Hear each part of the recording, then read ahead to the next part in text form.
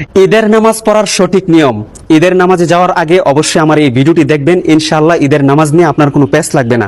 প্রথমে ইমামের পিছনে দাঁড়ানোর পর আপনি নিয়ত করবেন যে আমি মুক্তাদি হইয়া এই ইমামের পিছনে অতিরিক্ত 6 তাকবীরের সাথে ঈদুল ফিতরের 2 রাকাত ওয়াজিব নামাজ আদায় করিতেছি। আল্লাহু আকবার। তো ইমাম সাহেব আল্লাহু আকবার বলে হাত বাঁধবেন, আপনিও ইমাম সাহেবের সাথে আল্লাহু আকবার বলে হাত বাঁধবেন।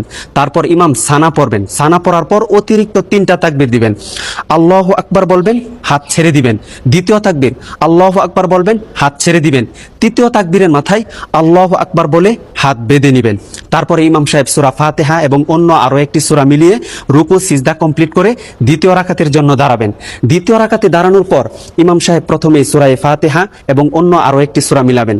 সূরা মিলানোর পর রুকুতে যাওয়ার পূর্বে অতিরিক্ত আরো 3টা তাকবীর দিবেন। আল্লাহু আকবার বলবেন, হাত ছেড়ে দিবেন। দ্বিতীয় তাকবীর আল্লাহু আকবার বলবেন, ইমাম সাহেব হাত ছেড়ে দিবেন। তৃতীয় তাকবীর আল্লাহু আকবার বলবেন, হাত ছেড়ে দিবেন। চতুর্থ তাকবীরের মাথায় ইমাম সাহেব আল্লাহু আকবার বলে ডাইরেক্ট রুকুতে চলে যাবেন। রুকু সিজদা কমপ্লিট করে ডানে বামে সালাম ফিরিয়ে নামাজ শেষ করে দিবেন। ইনশাআল্লাহ আপনাদের নামাজ সহি হয়ে যাবে। আর এই ভিডিওটি সর্বোচ্চ শেয়ার করে দিবেন যেন সকল মানুষ ঈদের নামাজটি শিখতে পারে ইনশাআল্লাহ।